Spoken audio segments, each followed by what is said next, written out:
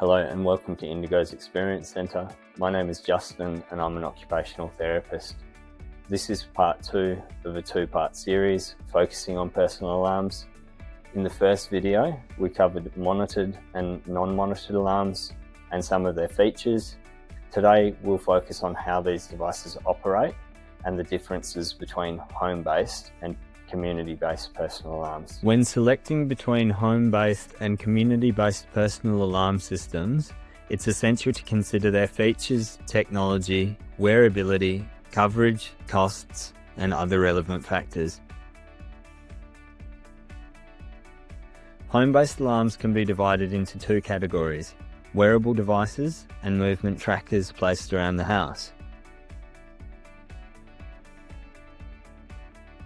These systems consist of a base unit and a wearable device, such as a pendant or wristband. When pressed, the pendant sends a message to the base unit to call for help, allowing for a 2-way conversation with the responder. These systems can connect via landline, Wi-Fi, or cellular networks and usually require mains power. Most come with backup power sources for outages.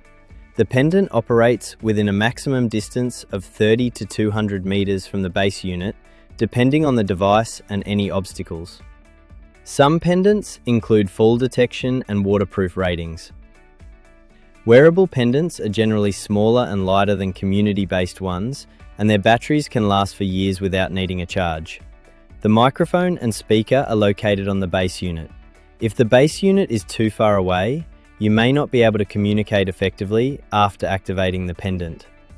Initial purchase and installation range from approximately $400 to $750, with ongoing monitoring costs of about $20 to $55 per month. These devices consist of a base receiver and sensors placed around the house. They track routines and send alerts to loved ones if something unusual occurs. For example, a missed movement at a usual time. You don't need to wear or charge a pendant, and some devices use non-camera technology, mitigating privacy risks. There may be circumstances where other persons or even pets are picked up mistakenly by this tracking device technology. Initial costs are like home-based alarms, with additional ongoing fees from $20 to $60 Australian. Additional sensors or cameras may increase monthly costs. Community-based alarms provide broader geographic coverage, operating both at home and in the community where mobile network coverage exists. These systems typically feature a button for emergencies and may include an automatic fall detection. When activated, the pendant sends your location to a monitoring centre or designated contacts. The responder can engage in 2-way conversation to determine your needs.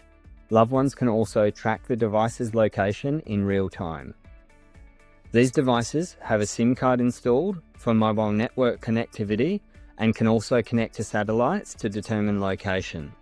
Community-based pendants are generally larger than home-based ones. They function similarly to basic mobile phones, requiring a maintained SIM card and regular charging.